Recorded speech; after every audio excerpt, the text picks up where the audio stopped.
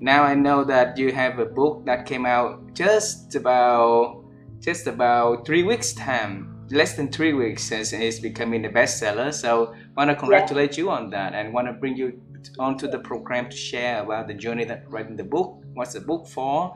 And digital coaching is a hot topic at the moment for a lot of companies that been doing. I worked for LHH before, so I also, we have Extra as a platform, and we wanna pick your brain on why you choose to write a book about that, and if business leaders want to invest on digital coaching, what benefit them to have that book. All right, congratulations on that. Yes. All right. So I have to say that the idea for the book originated sort of 3-4 years ago, right about the time when we started coming out of the pandemic, because the pandemic accelerated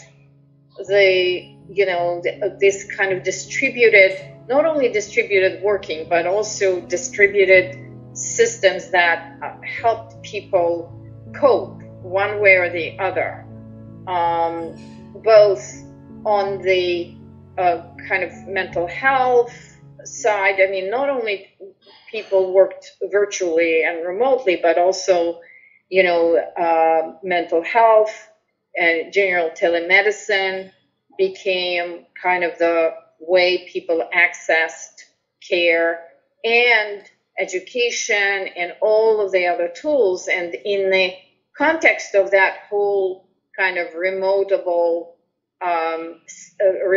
social system, what we realized is that platforms that started out very, briefly before the pandemic and were kind of very emerging startups, they all of a sudden became huge. The names like BetterUp, Ezra, and a whole ecosystem of companies that were offering remotable coaching services. And initial delivery model was just through the platform, where people were connected to live coaches and having conversations via Zoom or other platforms, to get some support and orientation socially.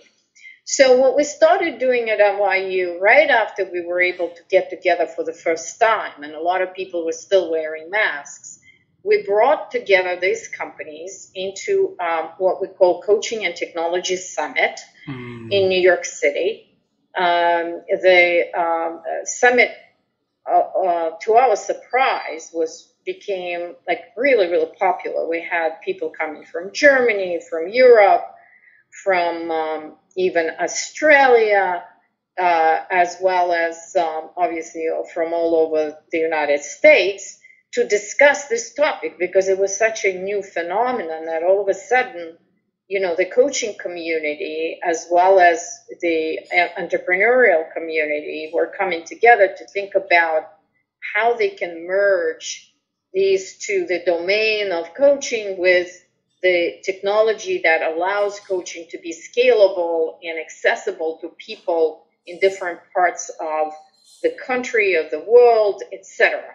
So that was the initial, a reason why we got together. The second conference was even more successful. We got more companies, and that whole industry sector, the various support services mediated through technologies, started to really flourish. There was just a big spike in investment in these types of services and technologies. And again, I think the reason is, first of all, the huge need. People coming out of the pandemic, lots of issues, and not all the issue is therapy, right? Not every issue is medical. And therefore, these kind of coaching solutions were, very much needed and in demand across different segments of population. And so these companies started to grow, diversify, addressing, again, different populations. So that was year 2 of that conference. And that's when, my co-author, Woody Woodward, and myself decided to join ranks and write about this phenomenon, because what we see in the future is the nature of learning and development is going to change and become a lot more personalized. There's going to be much more coaching involved. Coaching is going to be the default learning model. Right now we have training, right, where people come, sit in classes, look at the teacher telling them, what's going on. What's missing in that context is individual personalized learning. And that's what coaching delivers. And it's only possible to accomplish because of these new technologies. And obviously with the emergence and,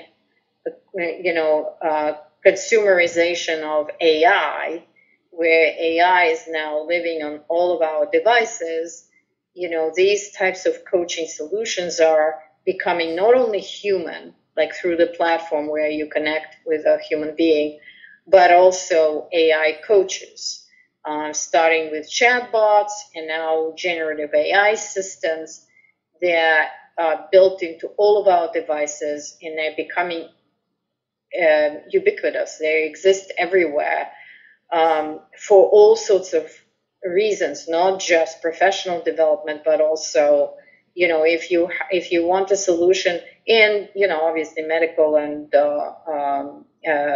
therapy type of sessions, but, for minor things like my favorite example, gardening, if you want a coach to help you become a better gardener, it's available to you on these apps. Everything from AI, you start out with AI, but if you have issues, the app can connect you to a live experienced gardener who could be your coach to teach you how to garden. And obviously, there's a lot of interest around these tools for educational purposes of how we can use it. In fact, we used an AI coach in this year's incoming class for NYU students to see how it works. It didn't quite deliver the results that we were expecting, but we've learned a lot. So the point is, we started out with this kind of boom in the coaching services that, by the fact that we were all locked up in our houses, were delivered through technology, that became a phenomenon and an industry in itself. And now we're at the point where coaching is becoming, a go-to way of learning new skills, et cetera, and available to pretty much everyone who owns a phone. And I always admire the work that you and your team doing, because you stay in the intersection between academia and the business world, and then bring the research from academia onto how entrepreneur and business can apply, so that they can build better platform, build better solutions, and at the end the users like us will be benefiting and growing from a combination of the two worlds, right? So when you and Randy research on this topic and writing this book, right? So what is this book for? This book is what I call kind of a snapshot in time to explain not only the evolution of coaching, but also highlight its potential. It's the book for, learning and development leaders and companies. It's the book for educators. It's the book for anyone who wants to know how to, become more proficient going forward, and how to optimize, the coaching solutions available to us through these new technologies. So it is about the future more than it is about the past, because I believe that even now we're still underestimating the impact that this personalized coaching approach is going to have on all of our learning and all of our development. Wow, wow. And do you believe that coaching will be accessible for everyone in the future? I do. I think it already is to a certain extent through, let's say, ChatGPT, because it already is beginning to be interactive, and generative AI is becoming a tool that is immediately available to you. Like, for example, you can get feedback on pretty much, any piece of writing that you have, or you can have ideas about how to do presentations. And it's not just what I like about the ChatGPT that I use right now is my own default coach, for example. That, what's called prompt engineering, right? That if you learn how to interact with those tools and continue to perfect and refine the way you query the tool, it will give you more and more personalized information. And as you probably yourself experienced, if using ChatGPT, it kind of learns about you, and it becomes, a much more custom, focused and much more personalized to who you are based on the body of queries, the body of questions that you asked. It kind of knows so much about you and the context in which you operate, and is able to provide solutions just in time, that even if you have a tremendous, network, it's still contacting a human coach is going to take time. You have to set appointments. They're not available. There are different time zones. There are different languages. There's so many hurdles in your way of getting that immediate feedback that you might need right away. And I totally agree with you, because the convenience of like ChatGPT and the ability from that system to understand the users over time, and then provide high quality of answering and personalized answers also. So that we put a lot of threat on the current coaching digital coaching providers like Ezra, Better or CoachHub, right? So what would be the leverage point for those digital coaching providers to thrive in this era of generative AI and new technologies? You mean from the point of view of their competition? Yes. How they differentiate themselves? I think that what they're beginning to do, to be honest with you, what I'm seeing, and I think it's reflected in the subtitle of the book, How to Support Employee Development with Coaching Tech.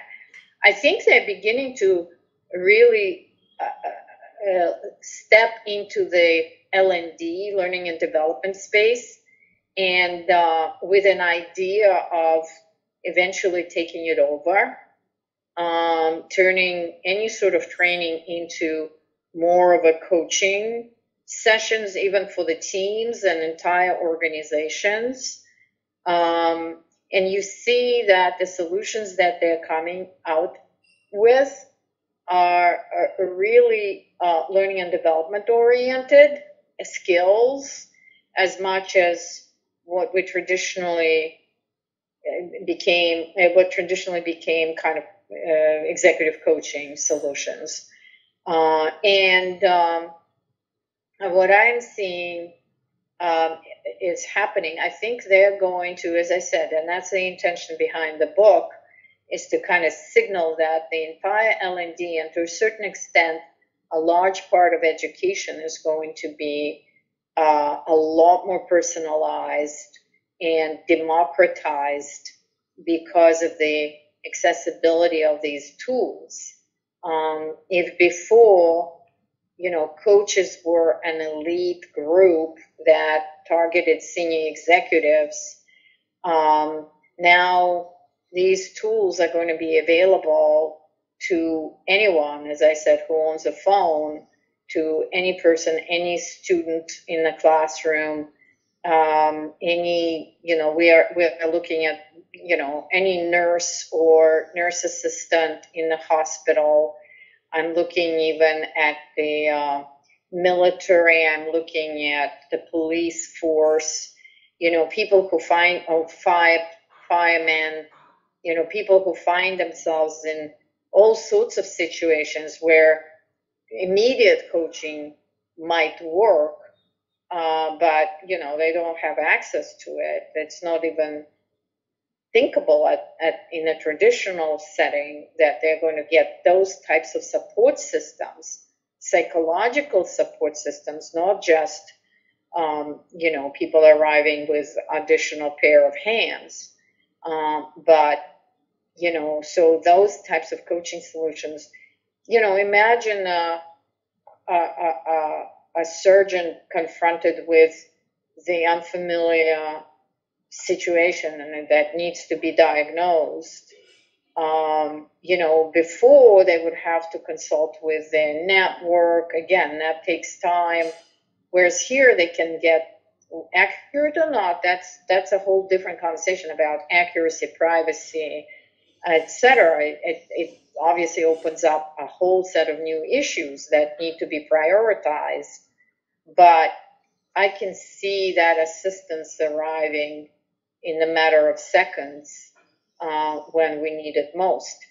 And the same thing with the educational system, where before the students were like, how many students in the classroom, and they were all taught the same material, and that could be the starting point, but then every single student could be coached based on their individual pace of learning, individual knowledge that they bring in their proficiency levels, so that no one has to slow down because the rest of the class is learning slower, or students who need more support, can get additional support where they require assistance, whereas other students can be more advanced learners. And a lot of our audience use ChatGPT or different, like generate AI for work at the moment also. But for me to hear using ChatGPT as and use the prompt engineering approach to leverage it and make it a personal coach for us is something that relatively new for me. I heard about that about 3 weeks ago when I talked to a lady in Italy. Her name is Elisa Afari. She's the leader in the Capgemini's management lab, and she also taught us that we let the system ask questions for us, so similar than a coaching. So for you, an expert in prompt engineer, right? What can we do? What kind of question that we can ask the system, like ChatGPT, for them to start to becoming our own coach? Yeah, so that's a really good question, and that's a new skill set that I personally developed. I teach a workshop on what I call prompt engineering, but it's really less about engineering, but really about how to ask the right questions of ChatGPT. Number one, there are certain requirements. It's very important to provide a persona, if you know what a persona is. So if you are asking a question of ChatGPT, you should say in what persona you want the answer to be. For example, I'm a manager. I'm going into a performance management conversation with my employees. Here's the feedback. Write it in a supportive and encouraging tone. However, I also need to point out some development opportunities for this employee. But you have to always say the persona, right? So I'm a manager, or the other persona will be I'm an employee, or on a personal level, I am a father of a 4-year-old. How do I, keep them away from being glued to the screens, playing the games, et cetera, et cetera. So whatever persona you are, or the answer you want to be, you'll have to be very clear to the machine about what it is. And you will see how the same answer could be customized to this different persona. That's where it becomes a coach, right? It will know that you are specifically looking for a coaching in your management style, or you need coaching as a parent. Secondly, you also, I recommend to set constraints, limits. So you say, I only need 3 sentences, or write the headline for me for this particular email. So it's not going to give you 5 pages, because oftentimes people just put something in and then they get a lot of text. But if you specifically define how long the answer needs to be, that you're going to get that. And then you can ask for all sorts of additional details. And you can also ask the machine to critique what they wrote, and say, if you were to critique what you just wrote, what would it look like? So you really begin to interact with this technology in a very specific ways. And the more specific you get, the better answers you're going to receive. And there's a whole, the whole art about how eventually you learn to see what works best. And the good thing is there, again, you can iterate. You go back and forth. You don't just expect that you ask one time and sometimes you get the perfect answer right away. But most of the time, you need to iterate. You need to go back and forth a few times before you get the result that you want. But what you learn as a result is going through these different versions is also kind of a better way of thinking about the same problem, and it's right there. You play it there. And one of the elements that I appreciate a lot is that people perceive it as a very safe place, because with the humans, if you go back and forth with the humans like that, you won't, because you want to present a certain, persona for yourself. I'm knowledgeable, I'm manager, I should know better, you don't want to lose face, you don't want to ask for too much help because you're shy, you don't want to be perceived as, incompetent or not knowing something. So it doesn't happen with a bot. The bot doesn't care, and you don't care what the bot thinks of you, right? Because it doesn't. So it's a very safe place. So you can experiment with multiple questions, even though to most humans they might appear to be stupid. Yeah. Anna, since you wrote the book, and then you've been testing the system around quite a lot in terms of using it to become your personal coach, right? For example, like that. Can you share with us an example that sometimes it got you wow in terms of the result through the exercise that you've been running? Yeah, I mean, I think it just pretty much happens every day until you get used to it, and the system gets better and better every day. I think right now they just integrated the images. What I like is I think where the wow and the real help comes from is you can get a summary of a very, very long paper. Obviously, you shouldn't be over-relying on this, but let's say I edit a lot of articles because I'm on the publications a board, and a lot of articles come through, or even student papers. And so I can put the whole paper through the chat bot and get a summary of what it is all about. I even can ask the chat bot to critique it and say, give me a critique of this paper that will be 20 pages. And I can get this result in seconds, literally. So it's a very efficient tool. Again, I would not trust it to be making final decisions, life and death decisions. It's like, because it is a summary that a machine generated. But in terms of identifying patterns and giving you a quick answer, so it's something that would take you half a day to read. So it's an incredibly efficient tool. And, in that sense, it's saving you time and is very, very helpful. Wow. Thank you very much for sharing.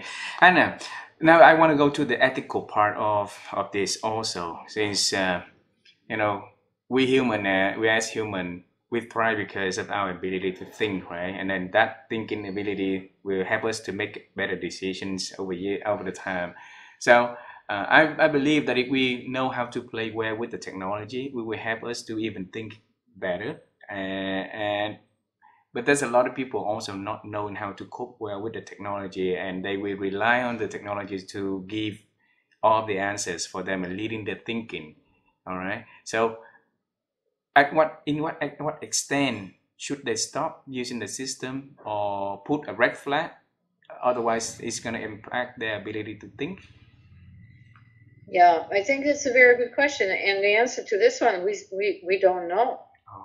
The technology is very, very new, and all of us come out. It's only been like in popular circulation a little over a year.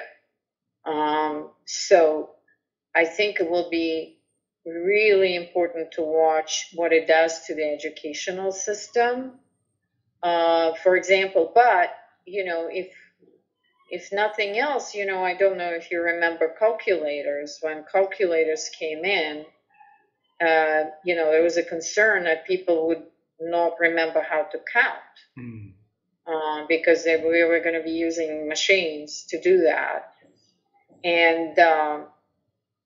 And I think it will be interesting to see how learning, because you see what we are dealing with here is we are evolutionary creatures, right? We are biological creatures. All of our qualities have taken us millions of years to develop, right?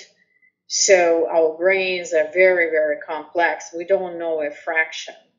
What we're doing with these machines these are all shortcuts. But a lot of the technology is based on neuroscience, right? The understanding of the function of the brain. But again, it's very, very basic at this point. So I think what's going to happen is that we will continue to co-evolve with these technologies, just as we co-evolve with, when print was invented, there was so much concern about printing press. Then, most recently, social media, how social media is going to change our brains, our emotions, our et cetera, et cetera. And it already has. And with social media, we know the pros and cons. It's because we've already been through a generation, more or less, that grew up on social media, right? Yeah. And I think the same thing will happen with these types of tools. We kind of have the organic matter ourselves, that in the evolutionary beings, mammals like we are, and we have technology that we are inventing. At the end of the day, we are inventing it. It's just like our predecessors invented fire and wheel, and now we're inventing these types of tools. So I think we're just going to go to the next level. I'm actually optimistic to a certain extent, unless we self-destroy as a biological species. But at the same time, will we be able, if now in the current state we're not able to survive on Mars, will we be able to evolve the technologies and tools and everything else to a certain extent that we get to the next level of evolution? I think that's what it is. I mean, and this is where what's really fascinating to me, and where, one of my students asked me what I want to do next and what would be my next question. I think we need to rethink a lot of our worldviews and philosophy, and how and come up with new way of thinking about the world, because the world is opening up to us in such a new way that oftentimes we do not have the explanation for it.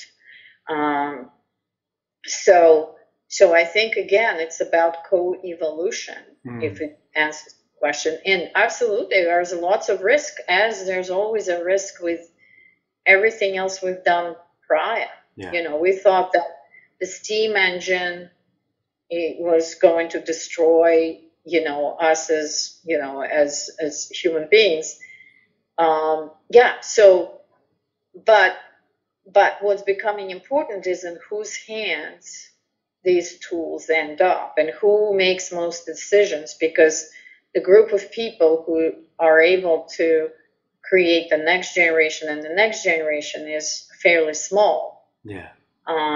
So how do we provide input into the decisions about, how to introduce those tools, how to use them, and what kind of circulation they need to have?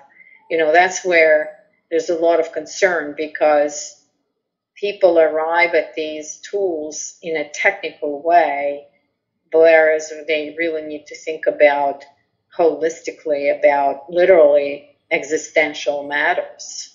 Got it. You mentioned the word think and rethink a lot in this conversation. And Anna, my wife and I have been on the quest to help people to improve their ability to think simply by asking experts. Every conversation that we had like this, we ask them how they think, how they process the thinking, and the practice that they've been using to improve their ability to think over the years. So the same question we're going to ask you, Anna, how have you been improving your ability to think over the years? Oh, it's an interesting question. You just do a lot of thinking, and I think you get exposed to a lot of ideas. And what I like about, the way I like to look at the ideas is not just the ideas themselves, but also the process by which this kind of dialectic, if you're familiar with that word, the critical thinking, the dialectic, it's not just one way of thinking about the world, but it's kind of the clash of ideas. And it comes from first of all, you're already by definition speaking several languages. It really shapes your brain that way, as you probably relate to that, because the way you think about, like in your particular case, you think in Vietnamese and you think in English, and you can see that these are not overlapping systems. There are lots of opportunities. So for people who speak several languages, and lived in different cultures, I think that's kind of an analog way of experiencing this diversity of ideas, diversity of concepts, diversity of tools. I'm not a polyglot, but I speak several other languages, and I'm kind of working on my Spanish. It's really interesting, even though I don't have the time, but I have online, I have a coach or a teacher who I meet regularly and talk to her in Spanish. Beautiful, beautiful. Anna, we talk about the book already. We talk about your practice thinking already. So we want to ask a little bit about the future. So is there anything that exciting you are working on, you want to share with us so that we can congratulate and celebrate with you in advance? Yes, that's really interesting. I think I'm taking this conversation on the road. I shared with you that I will be in Japan, doing a series of talks in Tokyo to business leaders and different professional communities. I will be at a big conference in Singapore. It will be a 3-day HR conference. And in June, we're doing a big coaching and technology conference in Berlin, Germany, inviting Europeans to come to our conversation about what it means in the context of their cultures and in the context of their economies. Beautiful, beautiful. I wish you will have beautiful event, safe travel, and enjoy sharing your expertise to the people, to the learner attending the events also. And in May, Singapore to Vietnam is pretty close, Anna. So if you and your colleagues like to stop by to our country for a few days, let us know. So we'll be so happy to take you guys around town. Okay. That will be phenomenal. I would love to visit Vietnam. I think, there's a lot of opportunity there. And at some point, we'll definitely make that connection. Thank you very much. Thank you very much. You have a wonderful evening, and I really appreciate your time spent with us today. Thank you very much. Thank you. Thank you so much. Let me know when it comes out. Yes. Thank you. Thank you very much. Bye-bye.